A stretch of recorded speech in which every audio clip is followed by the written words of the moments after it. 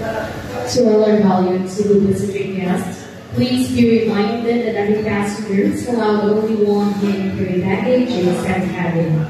The maximum weight shall be 7 kilograms and shall not exceed 56 by 36. Di dapat lalagpas ng 56 by 36 by 23 centimeters dimensions.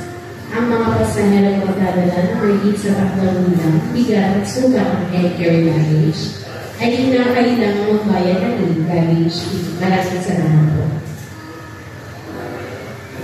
To all Cebu Pacific guests of Flight 5J632 bound for Manila, please be advised that due to limited space inside the aircraft to accommodate carry-on bags, we shall be seeking for passengers willing to voluntarily present their carry-on bags to be checked in for free.